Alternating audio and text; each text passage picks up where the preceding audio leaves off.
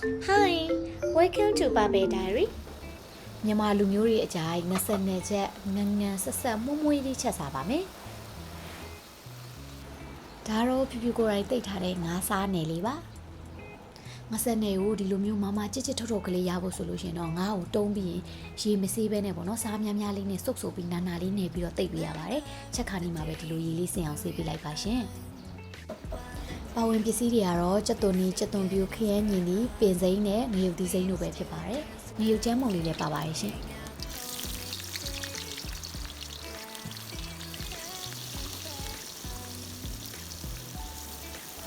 စီပူလာတာနဲ့ကြက်သွန်နီနဲ့ကြက်သွန်ပြူလေးကိုအရင်ဆုံးစီတက်ပေးလိုက်ပါမယ်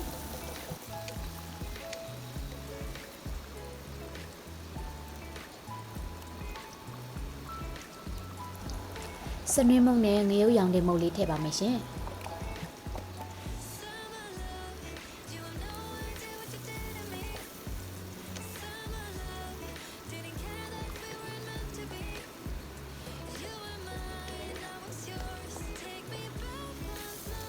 ခရမ်းချင်ဒီလှီထားတာလေးထည့်ပါမယ်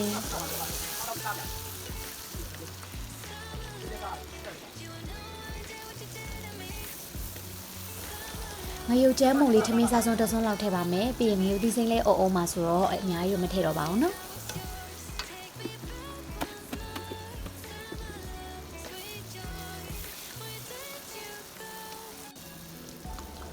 အနည်းလေးခြေလာပြီဆိုရင်တော့ငါဆက်နယ်လေးထည့်လို့ရပါပြီ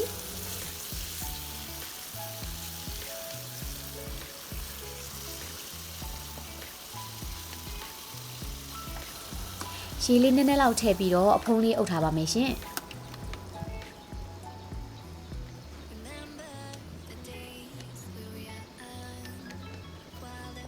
သူကအရန်ကြိုက်ချက်စရာမလိုပါဘူးခဏနေရင်တော့ရပါပြီ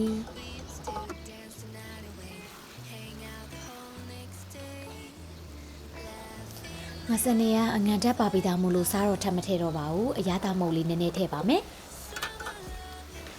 မွေးသွားအောင်လို့ပေစိမ်းလေးနိုင်နိုင်အုပ်ပေးလိုက်ပါမယ်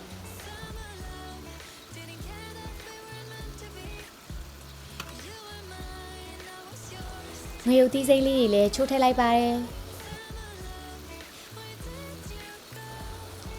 ကဲအခုဆိုရင်တော့မွေးကြိုင်ပြီးတော့ထမင်းစားလို့အရမ်းနေတဲ့မြန်မာလူမျိုးတွေအကြိုက်ငါစနေချက်လေးရပါပြီရှင်ကဲဖြူဖြူကတော့ငါစနေချက်လေးကြက်ပြီဆိုတော့ထမင်းပူပူလေးနဲ့ကြိတ်ပါတော့မယ်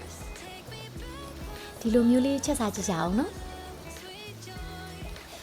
ဒါနဲ့တခုတော့ရှိရနော်အငန်ကလူနဲ့အရန်တဲ့တဲ့အရာမဟုတ်လို့ခဏခဏတော့မစားသင့်ပါဘူးနော်ဖြူဖြူဗီဒီယိုလေးကိုအဆုံးထိကြည့်ပြီးလို့ကျေးဇူးများကြီးတင်ပါတယ်နောက်ဘလော့ဒီမှာပြန်တွေ့ပါမယ်နော်ဘိုင်ဘိုင်